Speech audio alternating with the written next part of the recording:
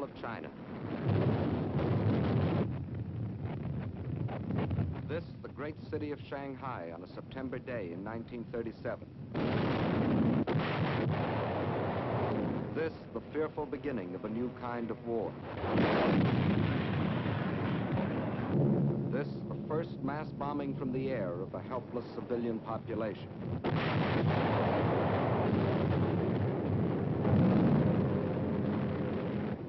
Why?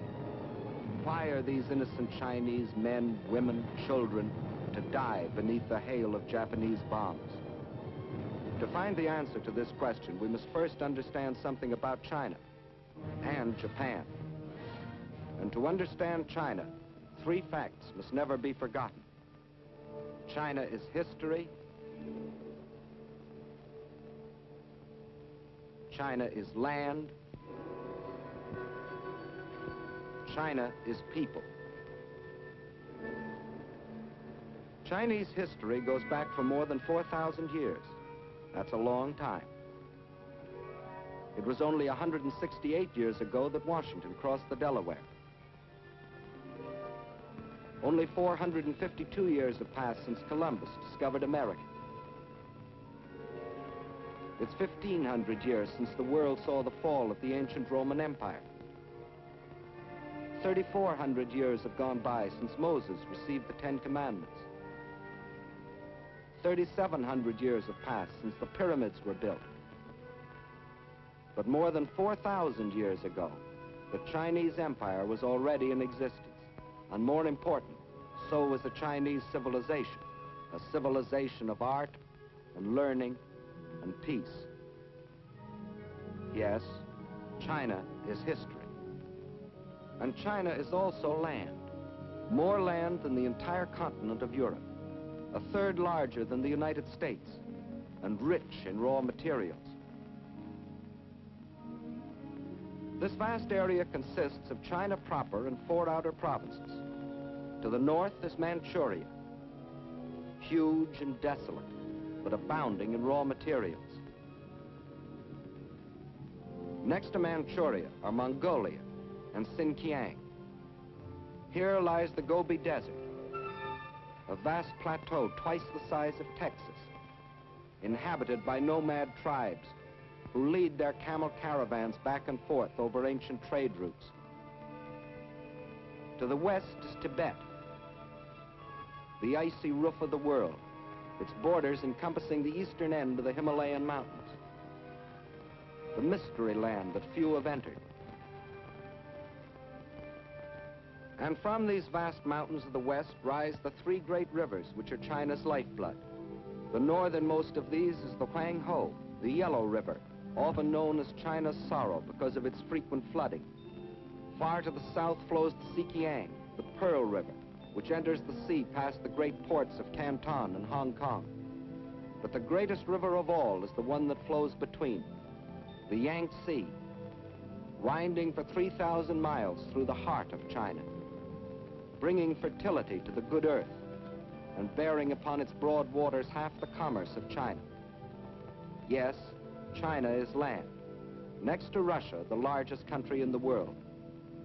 But most important, China is people, 450 million of them.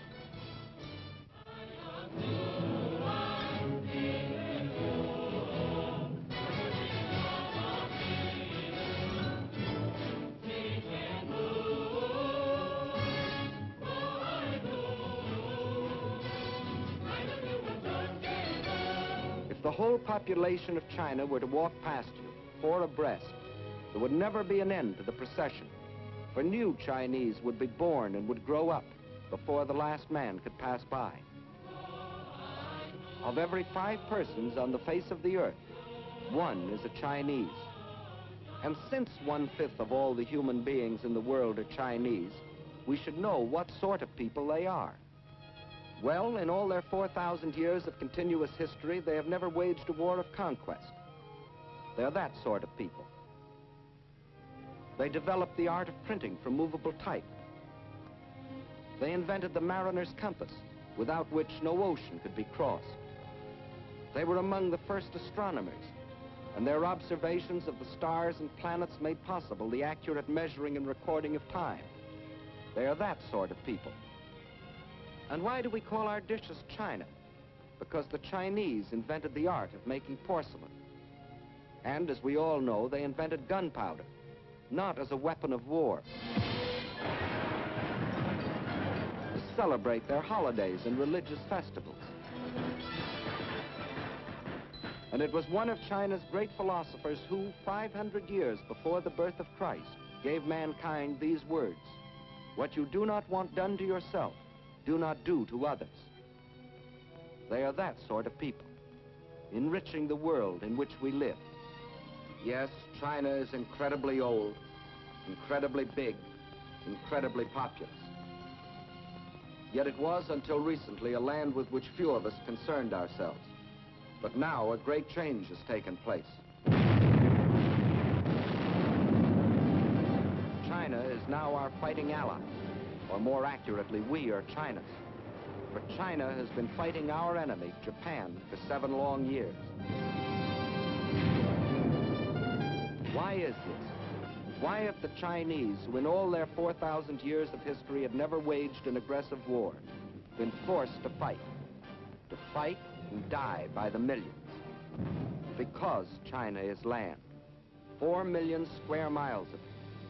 And because China is people, 450 million of them. And because Japan had a plan to use them both.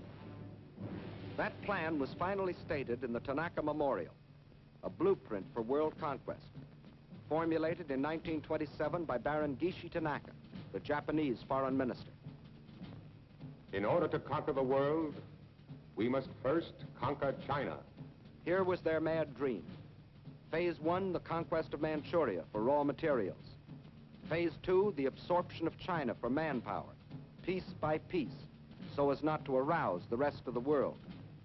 Phase 3, a triumphant sweep to the south to seize the riches of the Indies. Phase 4, the eastward move to crush the United States. One fact was obvious. China was to be the giant back on which Japan would ride to world conquest, just as Russia was to be enslaved for German use. But how was it possible for Japan, only 1/20th the size of China, and with only 1/6 its population, to think of conquering China, much less the world? There were 2 main reasons for this. In the first place, modern China, in spite of its age-old history, was like the broken pieces of a jigsaw puzzle, each piece controlled by a different ruler, each with his own private army. In modern terms, China was a country, but not yet a nation, while Japan was a united, well-knit, highly regimented military dictatorship. The second reason lies in the uses each country made of our Western civilization. Let's see what China took. You will notice that this is a very old piece of film. Actually, it is more than 30 years old, and it shows a very great man by the name of Sun Yat-sen. In 1911, this man fathered a people's revolution, which brought to an end China's ancient imperial government and began its new era as a modern republic, winning for himself in Chinese history as secure a place as George Washington has in ours.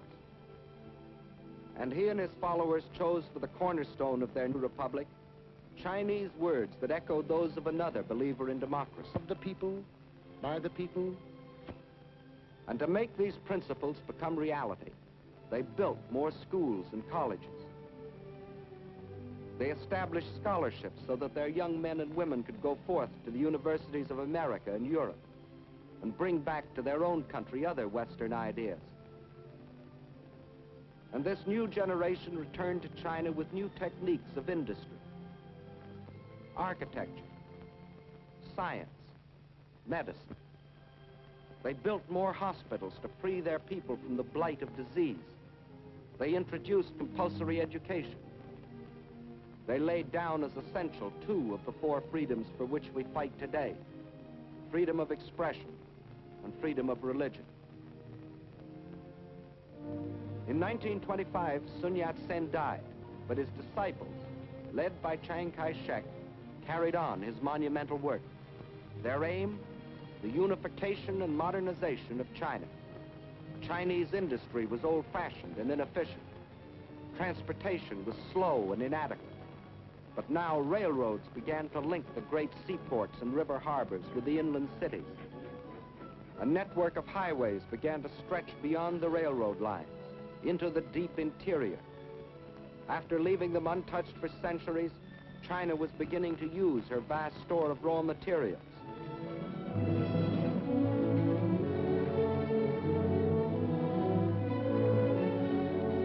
And soon the tools and machines of the new factories were delivering the goods and products for China's new economy. For the Chinese believed in using the best of Western civilization for the progress of their country. And while they were building this new nation, just a day and a half by steamer across the Yellow Sea lay Japan. Here the God Emperor and his fanatic warlords were using this same Western civilization for one purpose and only one: to create one of the world's most powerful war machines. Their aim, the absorption of China and the fulfillment of the Tanaka Memorial.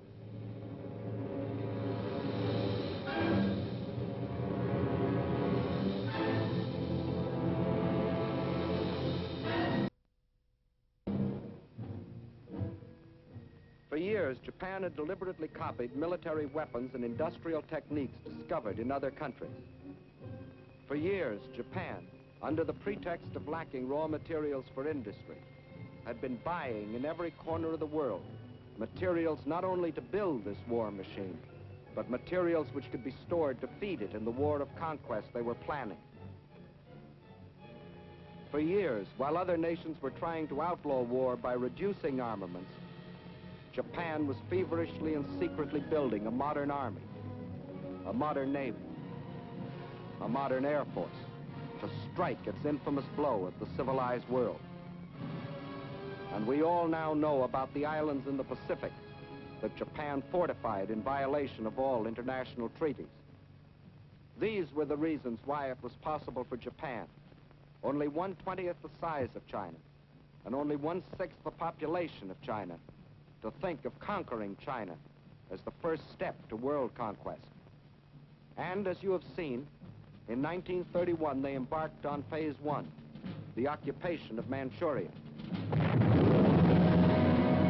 The small bonfire that the Japanese lit in Manchuria was to grow and spread with uncontrollable fury until the entire world was aflame.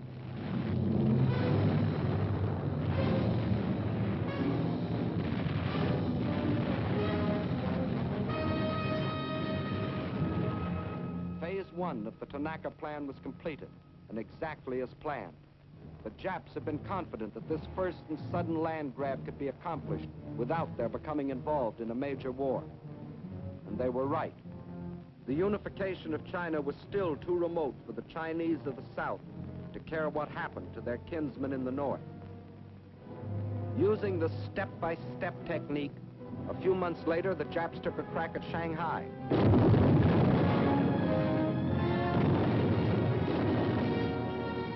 Chinese resistance was so great they hastily called that deal off, waited another year, and then struck in the north again, carving the province of Yehol out of China proper. This too they got away with. The world criticized, the Chinese protested, but still the Japs got what they wanted, another piece of China, and without a war on their hands.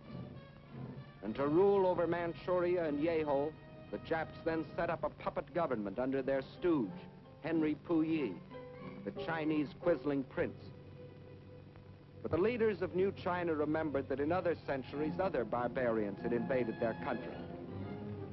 The evidence still stood in the Great Wall, built by their ancestors more than 2,000 years earlier, and stretching for 1,400 miles across mountain and desert to protect themselves from the barbarians of the north. Of the Great Wall, it has been said that it is the only work of man which would be visible from the moon. But the Chinese knew that modern barbarians can't be stopped by a wall. however strong or high. They can't even be stopped by people, unless the people are united. And by 1937, the unification of China was making such progress the Japs got worried. The one weapon they could not permit China was unity. They would strike again before China could become a nation. This time it'd be a big bite. 5 more northern provinces out of the heart of China. At the United States Embassy in China as military attaché for a number of years was Colonel William Mayer. Let him tell you what happened. The first thing the Japs did was to prepare their usual fake alibi.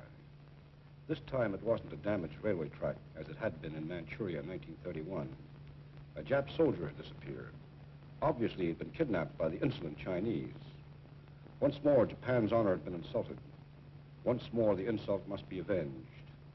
So, on the night of July 7th, 1937, at the Marco Polo Bridge near Peking, the Jap war machine struck.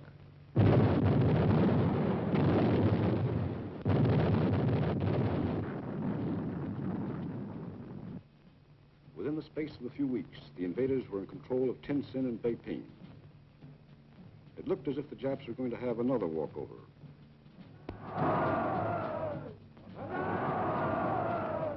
Now the Japs sat back to digest and organize this new conquest.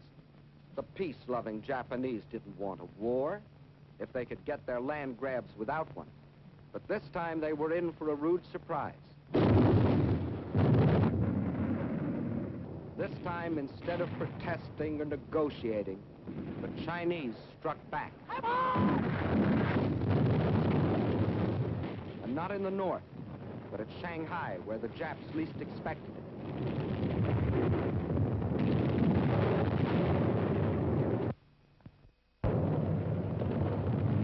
To understand the fighting that followed, we must know something about the city of Shanghai itself. Situated near the mouth of the Yangtze River, it is the biggest city in China. As the largest seaport in the Far East, it dominated the commerce and foreign trade of China. And through its great docks and channels passed most of the wealth of the Orient. In Shanghai, truly the East met the West.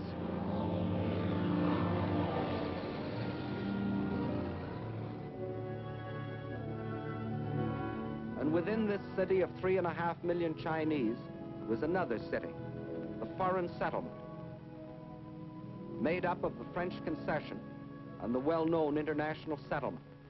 There, the various powers, including Great Britain, the United States, and Japan, had stationed detachments of troops, Japanese, British, French, and our own United States Marines, to assist the police of the Shanghai Municipal Council in the preservation of peace and order, and to protect the boundaries of the international settlement. These detachments were limited in size, but the Japs secretly, and in violation of all treaty agreements, had increased their garrison so that when fighting started on the border of their concession in August of 1937, they thought they were fully prepared for any eventuality.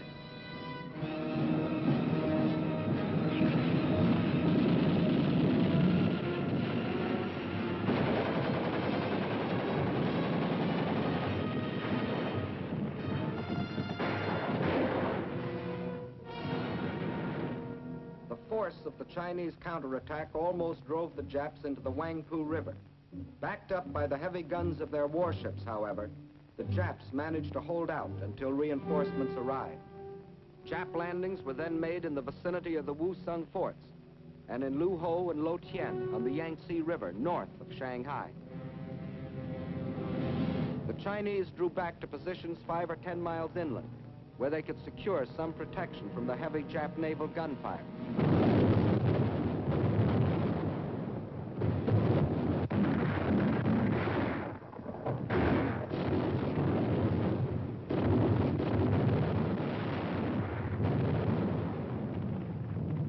At the same time, the invaders succeeded in making a surprise landing some 20 miles to the south of Shanghai, put 2 divisions ashore, and pushed rapidly north to outflank the city.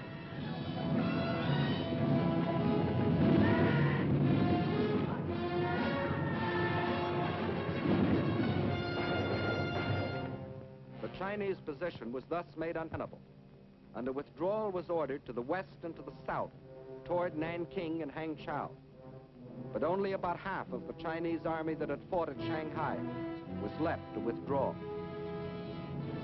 Meanwhile, enraged at the very idea of anyone resisting the Imperial Japanese might, the Japs took their vengeance upon the civilian population of the city, a city without guns or planes to defend itself, and deliberately slaughtered thousands from the air.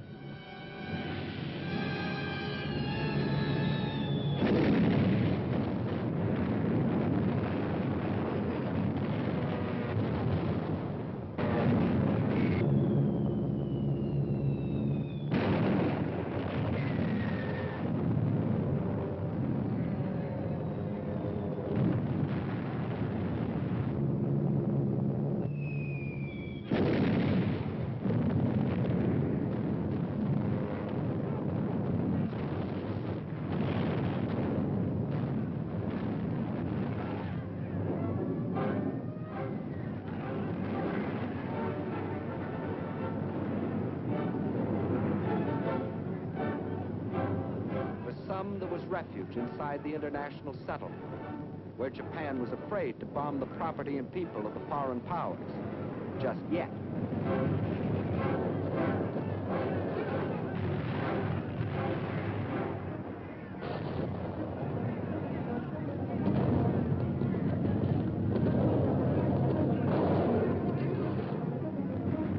But there was not room for all. For each who found safety inside, there were thousands huddled beyond the gates, standing helpless and undefended against the Jap attacks. There was no escape for these surging and panic-stricken people. They could only scurry through the narrow streets, pushing and packing themselves into the center of the city, to be trapped and buried alive in the collapse of bombed and burning buildings.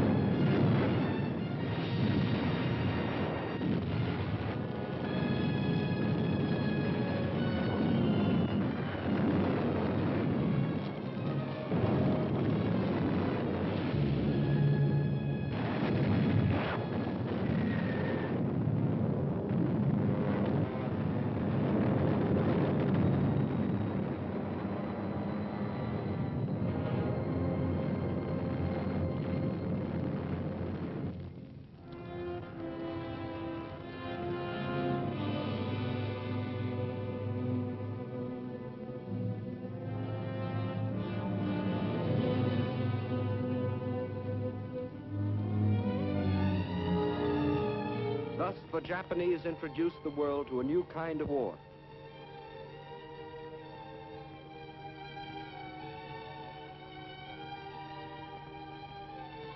A war of deliberate terrorization, of deliberate mass murder, of deliberate frightfulness.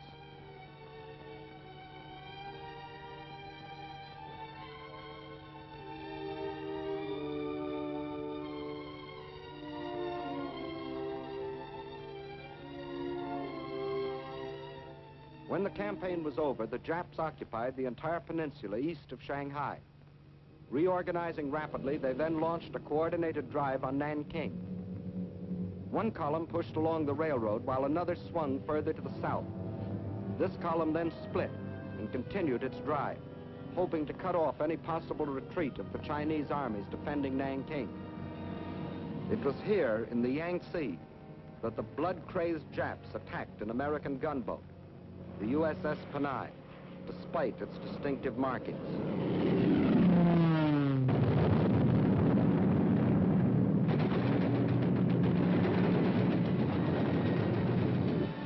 The ship was bombed and sunk with the loss of American lives. The first American warship to go to the bottom in this war. But officially, at least, this was a mistake, and the Japanese government apologized. Meantime, at Nanking, Chinese armies valiantly defended their city, which was the capital of the Chinese Republic.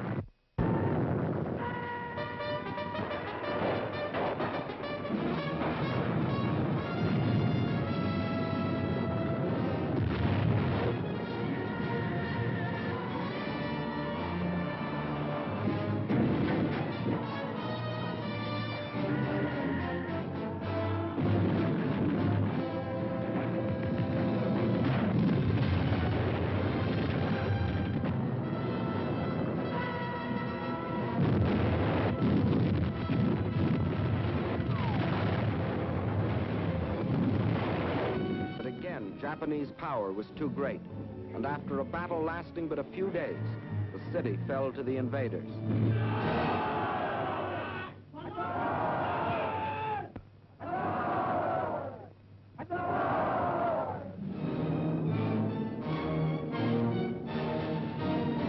In their occupation of Nanking, the Japs again outdid themselves in barbarism. The helpless populace was trapped by the city walls and could not flee. The Japanese soldiers went berserk. They raped and tortured. They killed and butchered.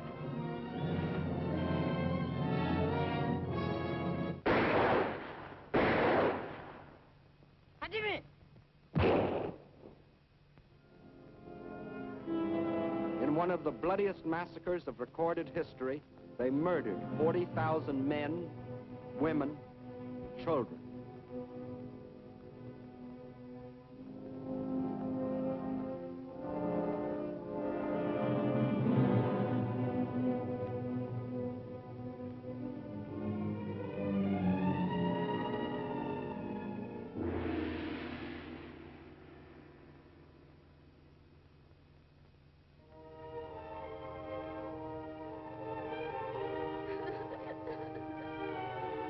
Those who lived might better have died, for the horror of their twisted and torn bodies was worse than death.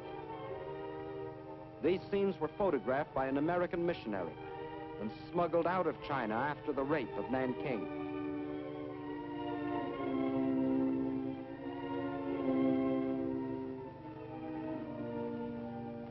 This nightmare of cruelty was all the more horrible because it was deliberately planned by the Japanese High Command to tear the heart out of the Chinese people once and forever.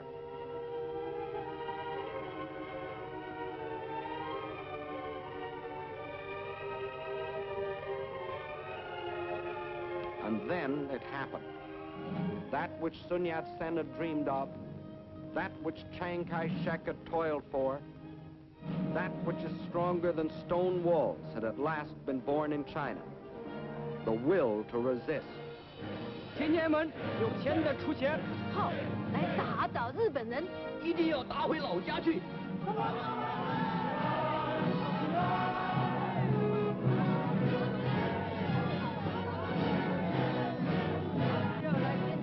In their last bloody blow, the Japanese had accomplished what 4,000 years had failed to bring into being: a united China, an aroused China. 必须要团结一致，消灭日寇，然后我们才能够得到安全。神圣救国的责任，应该贡献我们所有的力量，为求生存和独立而抗战，为反抗帝国主义的残暴，坚决抵抗，我们一天不屈。让我们大家强定，反抗到底。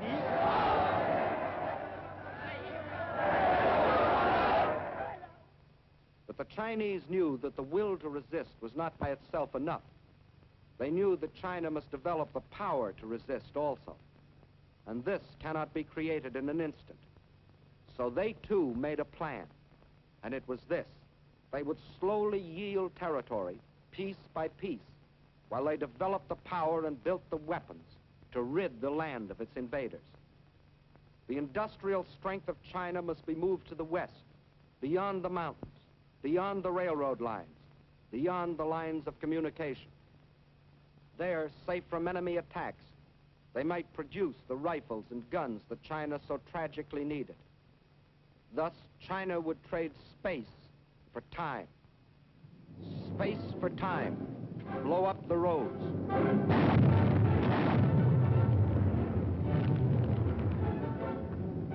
Space for time. Scorch the earth.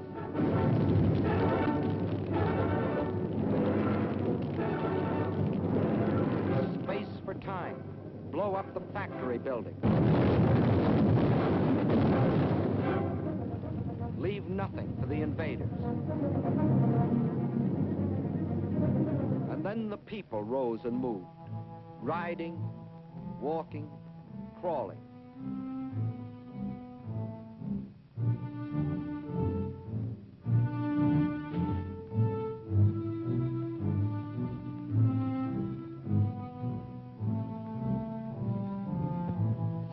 million of them, spontaneously driven by an epic impulse, rose and made their way westward. The earth teeming with them, moving westward on a trek that stretched through 2,000 miles of roadless wilderness. Thus the world witnessed one of the most amazing spectacles in human history, the greatest mass migration ever recorded. Whatever could be of use and could be moved, the Chinese took with them on a Homeric journey. Their libraries, their schools, their hospitals, all dismantled and carted away. The machinery from over 1,000 factories, weighing over 300 million pounds, was moved away in trucks and ox carts and on their backs, 2,000 miles away, 2,000 miles westward. Wherever they could, they gathered along the few remaining railroads, waiting, hoping for some chance to ride part of the way toward their westward goal. And when they had packed the last train with the last ounce of humanity and machinery, the tracks themselves were taken up, rail by rail, tie by tie, to be transported westward, to leave nothing for the enemy.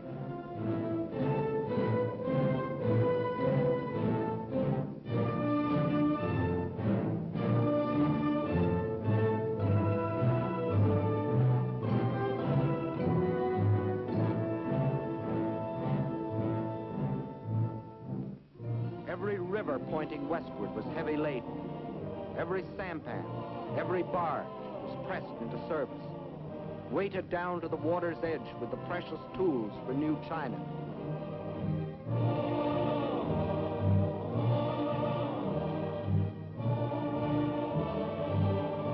Nothing could stop them, not even the rivers that narrowed into mountain gorges. Westward with their loads of machinery, more precious than gold.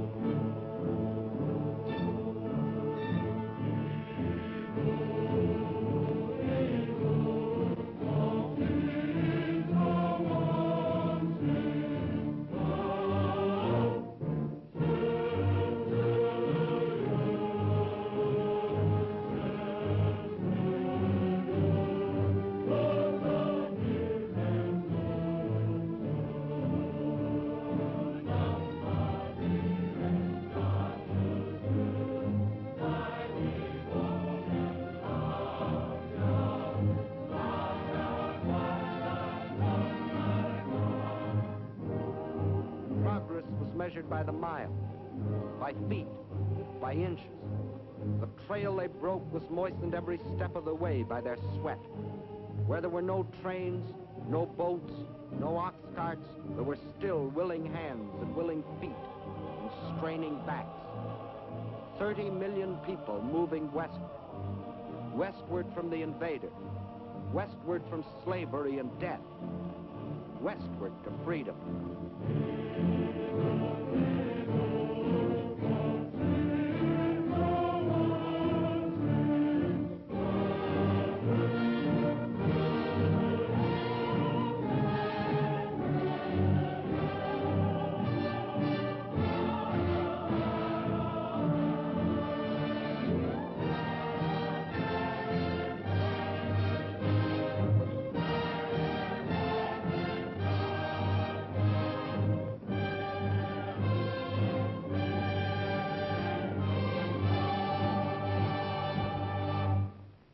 Now, in the free mountain lands of the West, ancient cities sprang into fresh and modern life.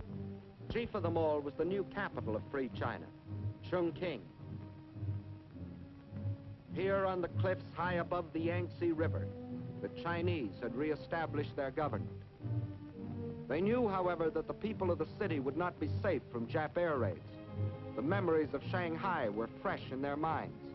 And in the sandstone cliff on which the city is built, thousands of workmen rushed the construction of enormous caves as shelters for the people and for the pitifully few machines, more important than life.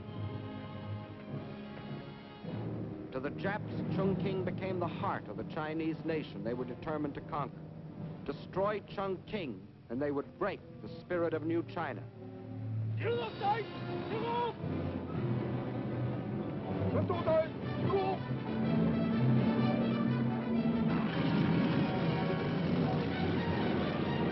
As they couldn't reach the city by land, they would send their bombers to blast it from the face of the earth.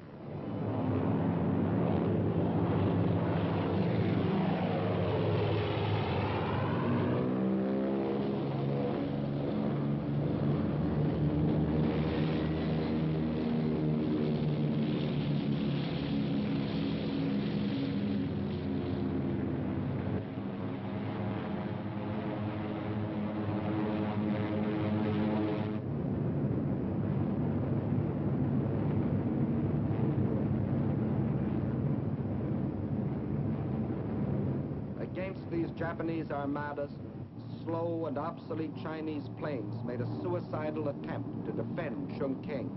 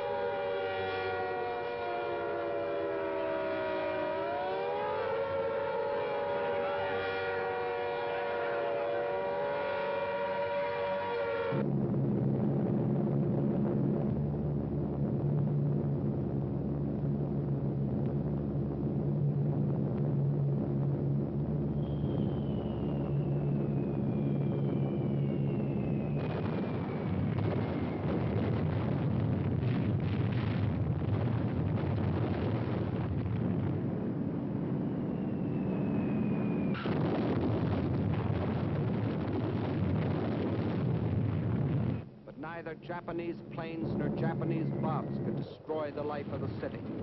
But not only the people, but the factories had gone underground, where the vital machines could operate by day and by night, safe from bombs and shrapnel.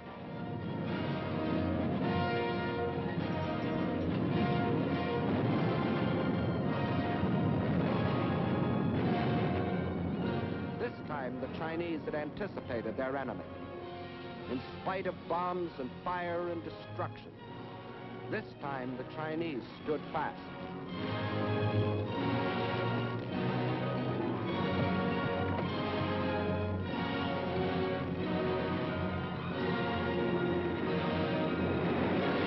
Flaming Chongqing became the symbol of their indestructible spirit.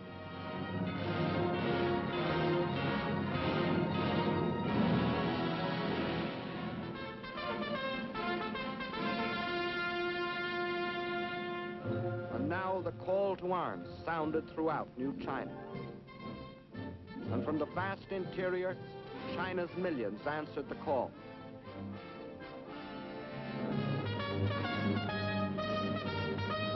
They came from the south and from the north, from the east and from the west, to form a people's army.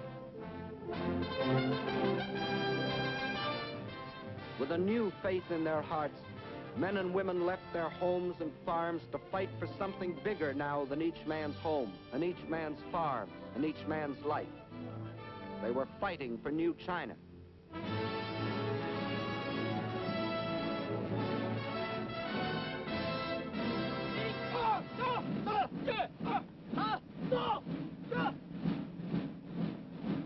New soldiers, awkward and unskilled, like all new soldiers. But they toughened and trained.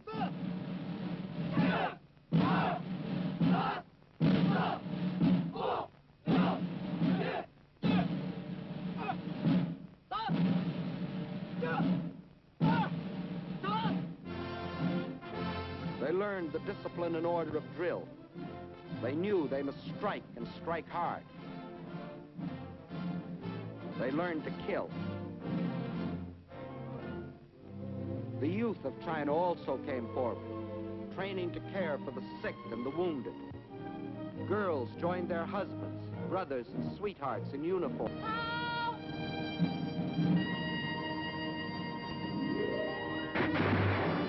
And to the aid of China came volunteers from other lands, men who pledged themselves to fight against tyranny and oppression no matter where. Americans like the legendary Colonel Chennault and his Flying Tigers, who, with their few American planes, were knocking down enemy planes at the fantastic ratio of 20 nips to 1 of their own. The Japs had hoped to ride to world conquest on the back of the giant Chinese workhorse. Phase 2 of the Tanaka Plan called for breaking the horse to their will. But the great patient horse refused to be broken. The enraged Japs saw their whole plan of conquest bogging down. So they set out to drain the giant's strength by cutting the arteries through which flowed China's lifeblood of supplies. They penetrated along the rivers. Railroads destroyed by the Chinese were rebuilt with slave labor as the Japanese moved inland to secure control of key rail lines and important communications. And China's supply lines from the outside world were cut off by Jap warships blockading the coast. The Japanese strategy was the isolation of China. Port after port was occupied. This meant China was being cut off from supplies she couldn't manufacture for herself. Supplies she was getting from her Western friends. Without oil, gas, guns, and planes, China was doomed. With the whole of the Chinese coast in the hands of the Japs, there would only be 2 routes over which to bring the vitally necessary materials. From Indochina, a narrow-gauge railway ran inland from the sea to Kunming, connecting with a truck road that went to Chongqing. But its capacity was limited. And then there was the old trail of the camel caravans from Russia across the Gobi Desert, which could bring in even less. Not only did these routes provide too little for China's needs, but they were too near Jap territory to be safe. There was only one other possibility. In Burma was a railroad that ran from the port of Rangoon to Lashio. Separating it from the truck road at Kunming were hundreds of miles of high mountains and deep river gorges. If this stretch of tortuous mountain trails could be replaced by a modern highway, where now only pack trains could pick their plodding way, China would have a practical supply route to Burma and the sea. Several internationally known firms of engineers were called in to do the job. They said the work might be completed in 6 or 7 years, if China could supply them with the most modern machinery. But China didn't have the modern machinery, nor did she have the 6 or 7 years. So she began building the road with her bare hands.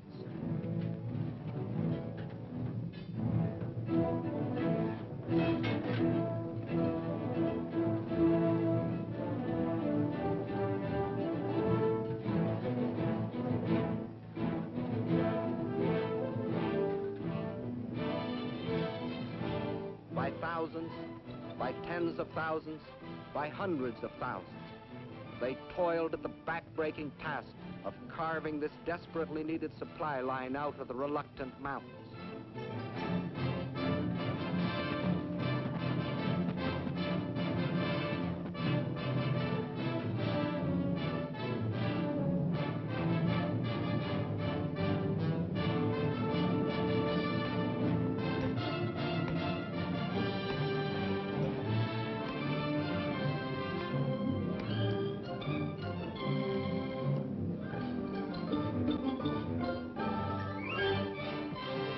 Out of their toil and their sweat, they created the Burma Road. Not in 6 or 7 years, but in less than 12 months. a monument to the new spirit, to the new China. As soon as it was completed, the road went into immediate service.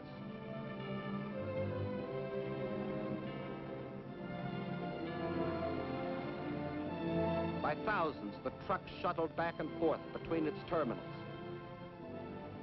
climbing to nearly 10,000 feet, around hairpin curves, along the edges of sheer precipices, where passing trucks had barely 1 foot of clearance. And the blood plasma of new supplies flowed steadily over China's lifeline to the sea, protected by Colonel Chennault's incredible flying tigers. But Chinese sacrifice cannot be measured only in miracles of construction. It must be counted, too, in the tragedy of destruction. For while still the Burma Road was being built, the invading Jap armies had fanned out and straddled fully 2/3 of the railroad lines of the country. In the summer of 1938, they set out to capture the remaining 1/3, starting with the vital railroad junction at Chengchao. Chengchao is situated on the banks of the Yellow River, China's sorrow. Originally, the river flowed from Chengchao southeastward to the Yellow Sea. But nearly a century ago, a great flood abruptly changed its course, swinging it far to the north. For generation upon generation, as the spring floods rushed down to the sea, thousands of Chinese worked on the dikes to hold the river in its new course, protecting their homes and their crops.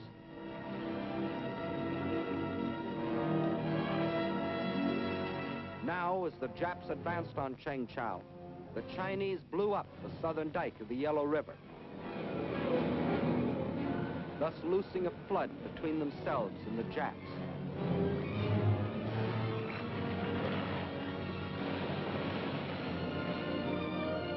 Once more, the river flowed in its old course, forming a barrier which to this day has prevented the Jap from entrenching himself in this area. Thus, once more, with no thought of the human sacrifice or the material cost, the Chinese traded space for time. And the Chinese had still other tricks to pull from their patched and faded sleeves. You will notice that this map of Jap conquests doesn't look like the military maps you have seen in the previous films. By all military standards, it should have looked like this, which is the way the Japs wanted it to look. But the Japanese were learning that the occupation of Chinese cities and control of Chinese rivers and railroads still was far from meaning the subjugation of China. For the Chinese had formed themselves into guerrilla bands, trained to harass the Jap forces. These guerrillas were mostly farmers who had stayed behind on the land when the great migration to the west took place. Peaceful farmers one day, deadly fighters the next. They made an unpredictable and uncontrollable enemy.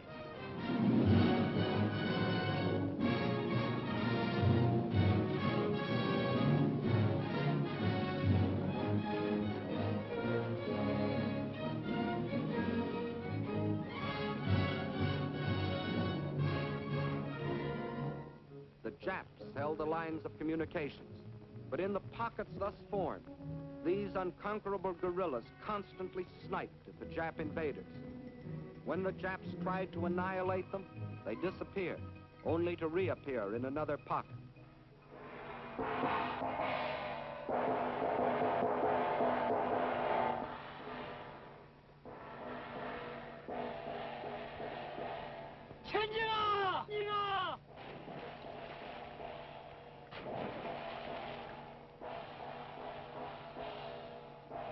Attacking with speed and surprise, they ambushed enemy patrols.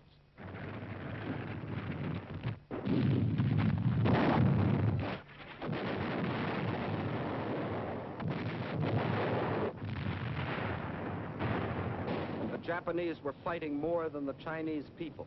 They were fighting the Chinese land, the great distances, the rivers, the floods, the swamps and marshes. These, too, were enemies that defied the Jap war machine. The giant back Japan intended to ride to world conquest was proving to be a bucking bronco. Phase 2 of the Tanaka Plan had bogged down in what the Japs still referred to as the China Incident. This left them in a fateful quandary. Phase 2 of the Tanaka Plan was still incomplete, but Phase 3 and Phase 4 could no longer be delayed. In Russia, the overwhelming German offensive was taxing Russia's military capacity to the limit, removing any Japanese fear of Russian interference. Britain, after the sledgehammer blows of Dunkirk and the Battle of Britain, was left groggy and militarily almost exhausted.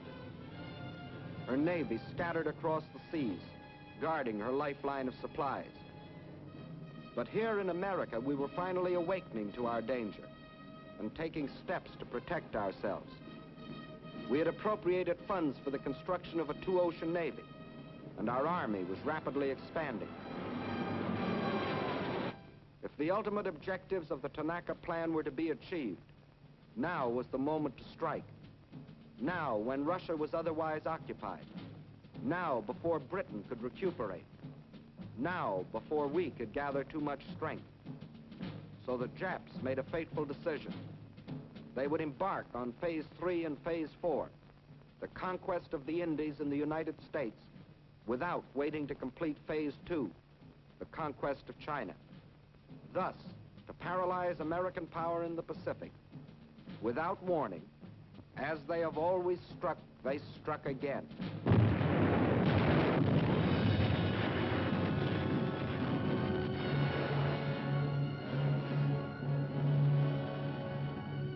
According to all the rules, China's position should now be greatly improved. For in her war with Japan, China now had fighting allies. Ourselves, the British, the Dutch. But it didn't work that way for China. For in those tragic early months of 1942, when we sustained defeat after defeat at the hands of our common enemy,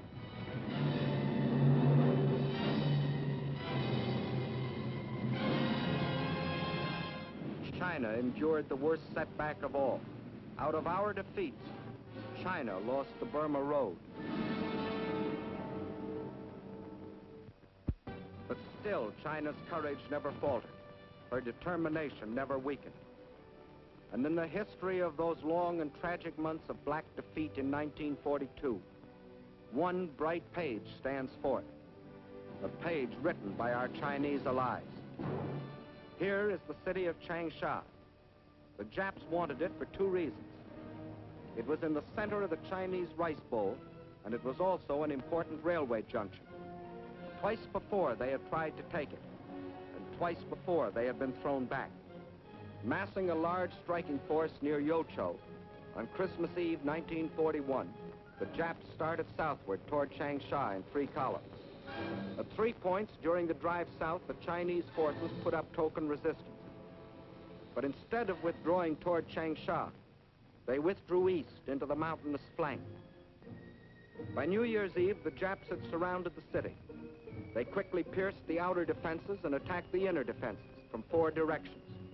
In spite of fierce resistance, the Japs were certain that the fall of Changsha was only a matter of hours. What they didn't know was that they had walked into a well-baited trap, for the Chinese forces, which had withdrawn into the hills, now swept down on the Jap supply lines and cut them to ribbons. The Jap forces attacking the city soon ran out of food and ammunition and began a withdrawal, whereupon the Chinese launched a counteroffensive and pushed the Jap where they had come from.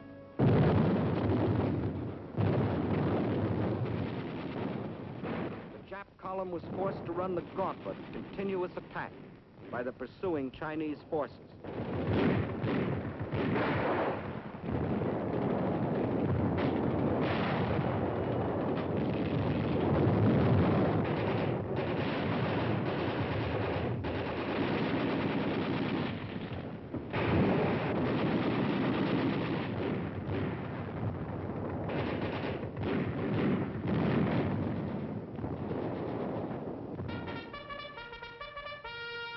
The Battle of Changsha was a magnificent victory for the people of China, the people who wouldn't surrender, the people determined to fight for their freedom, their good earth, the people who can't be beaten. And as 1944 dawns, there is another and greater story being written. From the Aleutians to the South Pacific, we are on the offensive. In the jungles of New Guinea, in the Gilbert and Marshall Islands,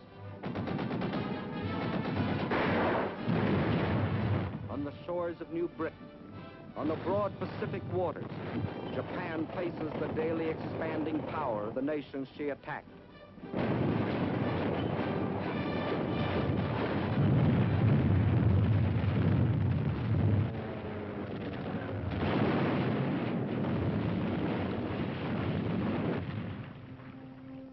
And in India, American, British, and Chinese forces are gathering strength under Lord Mountbatten for the liberation of China. For China's war is our war, and now her millions belong not only to United China, but also to the United Nations. Leader of our American forces is General Stilwell, who has the unique honor of being the chief of staff of all the Chinese expeditionary armies. Division after division of picked Chinese troops are being flown in our planes from China to India, where they are armed and equipped with the most modern American weapons. Trained and hardened to spearhead the coming drive against Japan. Through enemy-held territory in northern Burma, the new Lido Road is being pushed. Over mountains, through jungle and swamp, from India to China, to connect with the old Burma Road. In the jungle on either side, American and Chinese patrols protect the road and strike at the Japs. Their supplies and ammunition brought in by plane and parachute.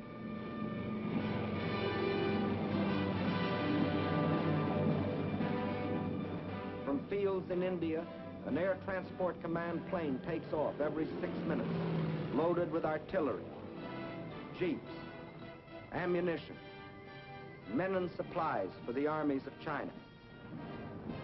Over this Burma skyway, over this hump of mountains 16,000 feet high, more tonnage is being flown into China than was ever trucked in over the old Burma Road. And in the skies over China, Japan faces new opposition. Young Chinese, many of them trained on the fields of Arizona, New Mexico, California, fly and fight beside their American comrades. The fighters and bombers of the Chinese Air Force and those of General Chennault's 14th Air Force today fly far and wide over China, hitting enemy concentrations, smashing their sea lanes along the China coast.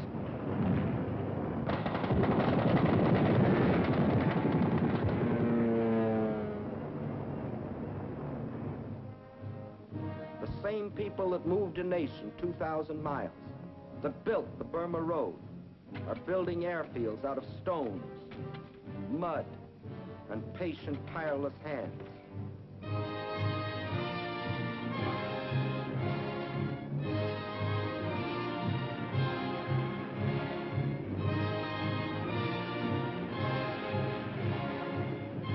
Today, though still cut off by land and sea from the rest of the world, Chinese armies and Chinese guerrillas still stand firm against the Jap war machine.